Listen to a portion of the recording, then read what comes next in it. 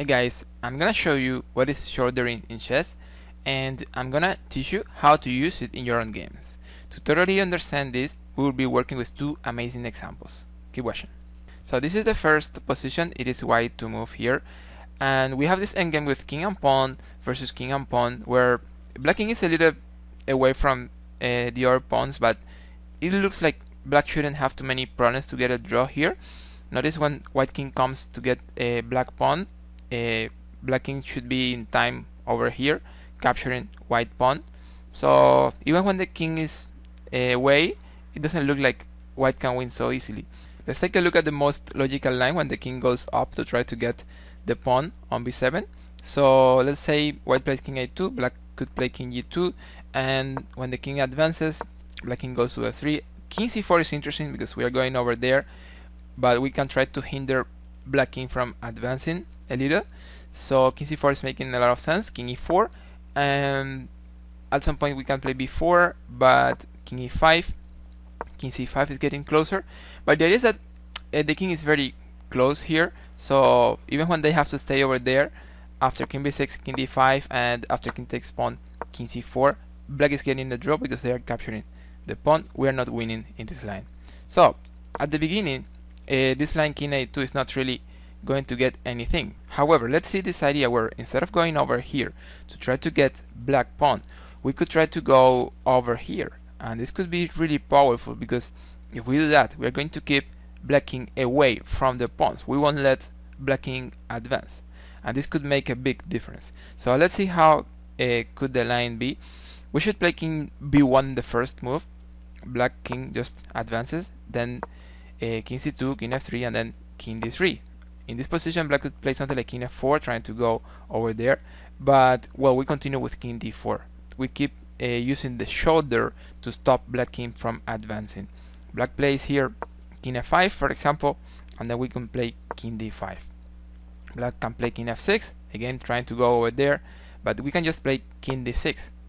And at this point, black can play king f7.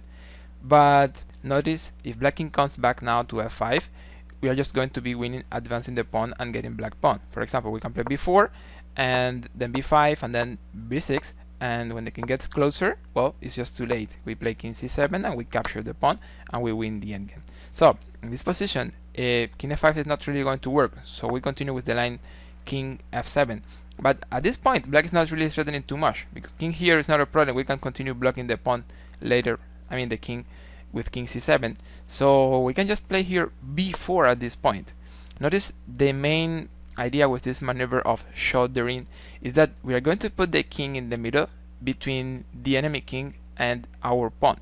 So our pawn is always going to be safe, and later when in the right moment we're going to be trying to get black pawn, but our pawn is going to be safe and black king won't be able to advance too much. It's like the main concept around shouldering, like the main idea. So king e8, for example, we can play king c7 here, and after the pawn advances to b5, we can play king c6, and this is winning.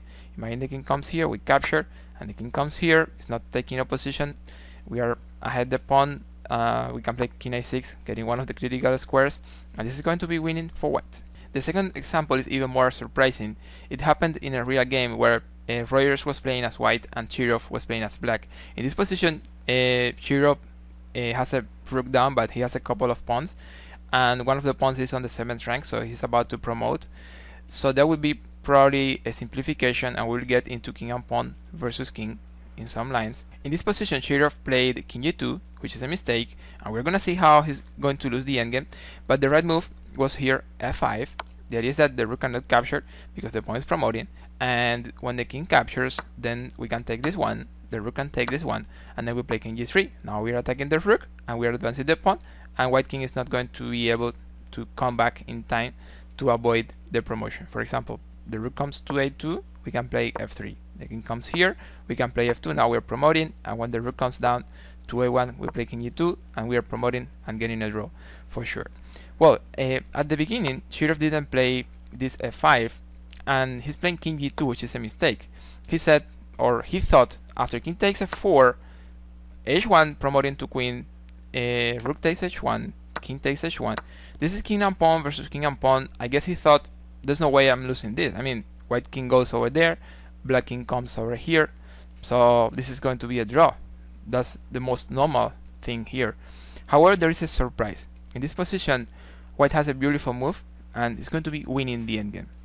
The move Rogers found in this position is this one, king g3, which is totally unexpected here. How can we understand this move? I mean, the king is going away from the pawn, and also we're giving black a tempo here, so now they are going to get closer to the pawn. So what is going to happen in the next move is that our king is going to be farther from the enemy pawn, and black king is going to be closer to our pawn.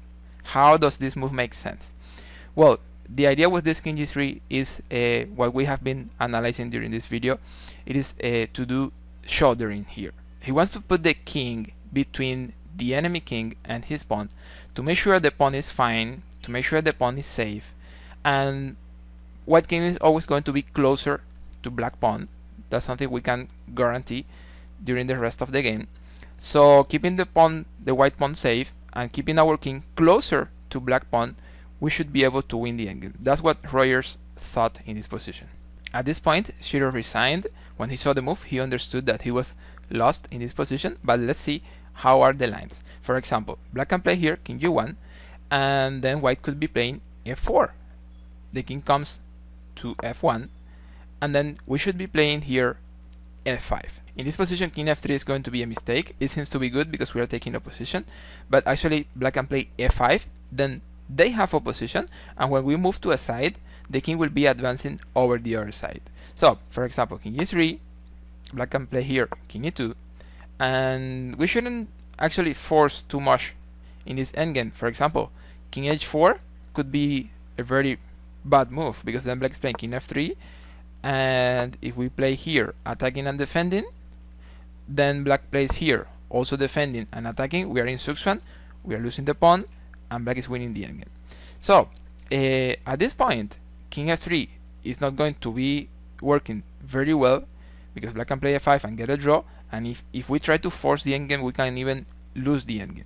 So the right move at this point is f5, and one more time we're putting our pawn away from the enemy king, and after king e2 we can still continue with the idea of shouldering, putting our king in the middle by playing king f4. Here black has two main options. They can play king f2 or they can play king d3. If they play king f2, we are going to play f6, and then we are forcing black to stay on the same rank. So black is not advancing, black is not making progress as we are. For example, the pawn is now farther from the king, is closer to promotion, and in the next moves we are playing this idea, getting the pawn and winning the endgame. So king f2 is not really getting too much, so black can play here king d3. However, we will play king e5. Then black doesn't have too many options. Maybe king e3 is a move, but then we can play again f6, and this is one more time very strong. One more time we are making progress with our pawn, we are advancing, and black king won't be able to do the same because our king will be in the middle controlling these squares. Our king is shouldering black king, so the black king cannot make progress. The black king has to stay on the same rank. So king f3, king d6, and king f4, king e7, and in the end we are getting the pawn on f7, we are promoting our pawn, and we are winning the endgame.